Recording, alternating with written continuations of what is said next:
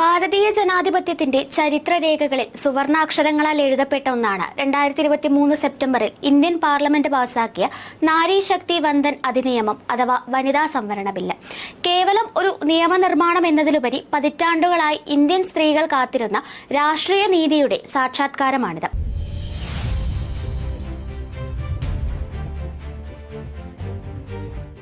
ലോക്സഭയിലും രാജ്യത്തെ മുഴുവൻ സംസ്ഥാന നിയമസഭകളിലും സ്ത്രീകൾക്ക് 33% സീറ്റുകൾ ഉറപ്പാക്കുക എന്നതാണ് ഈ നിയമത്തിന്റെ കാതൽ. ഇതിലൂടെ രാജ്യത്തെ നിയമനിർമ്മാണ പ്രക്രിയയിൽ സ്ത്രീകളുടെ ശബ്ദം കൂടുതൽ കരുത്തോടെ മുഴങ്ങാൻ പോവുകയാണ്.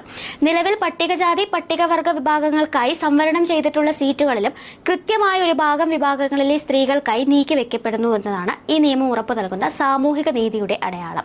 പ്രാഥമികമായി 15 വർഷത്തേക്കാണ് ഈ സംവരണം വിഭാവനം ചെയ്തിട്ടുള്ളതെങ്കിലും മാറുന്ന രാഷ്ട്രീയ സാഹചര്യങ്ങൾക്കനുസരിച്ച് ഇത് നീട്ടിവെക്കാൻ പാർലമെന്റിന് അധികാരമുണ്ട്. എന്നാൽ നിയമം പാസായ ഉടൻ തന്നെ ഇത് പ്രാബല്യത്തിൽ വരുമോ എന്ന ചോദ്യം ഉയരുമ്പോഴാണ് ഇതിലെ സാങ്കേതിക വശങ്ങൾ നാം ശ്രദ്ധിക്കേണ്ടി വരുന്നത്. ഈ ചരിത്രപരമായ നിയമം നടപ്പിലാക്കുന്നതിന് മുന്നോടിയായി 2 പ്രധാന പ്രക്രിയകൾ പൂർത്തിയാക്കേണ്ടതുണ്ട്.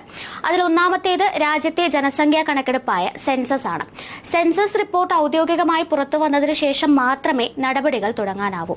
രണ്ടാമത്തെ ഘട്ടം മണ്ഡല പുനർനിർണയം അഥവാ ഡീലിമിറ്റേഷൻ ആണ്. 2026 ശേഷം മാത്രമേ പുതിയ മണ്ഡല അതിർത്തികൾ നിശ്ചയിക്കാനുള്ള നടപടികൾ ആരംഭിക്കൂ എന്നതുകൊണ്ട് തന്നെ ഈ സംവരണത്തിന്റെ യഥാർത്ഥ ഗുണം 2029 അതിനുശേഷമോ നടക്കുന്ന പൊതു തിരഞ്ഞെടുപ്പുകളിൽ മാത്രമേ വോട്ടർമാർക്ക് അനുഭവിക്കാനാവുകയുള്ളൂ.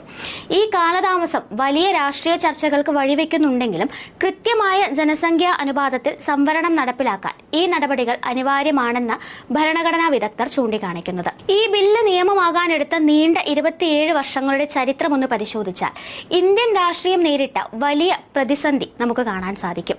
1996 HD ദേവഗൌഡ സർക്കാരിന്റെ കാലം മുതൽ പല രൂപത്തിൽ ഈ ബില്ല് പാർലമെന്റിന് മുന്നിൽ എത്തിയെങ്കിലും ഭൂരിപക്ഷം ലഭിക്കാതെ ഓരോ തവണയും പരാജയപ്പെടുകയായിരുന്നു. ലോക്സഭയിൽ ഈ ബില്ല് തടസ്സപ്പെടാൻ പ്രധാനമായും 3 കാരണങ്ങളാണുള്ളത്. ഒന്നാമത്തേതായി ഉപസംവരണം സംബന്ധിച്ച തർക്കങ്ങളായിരുന്നു.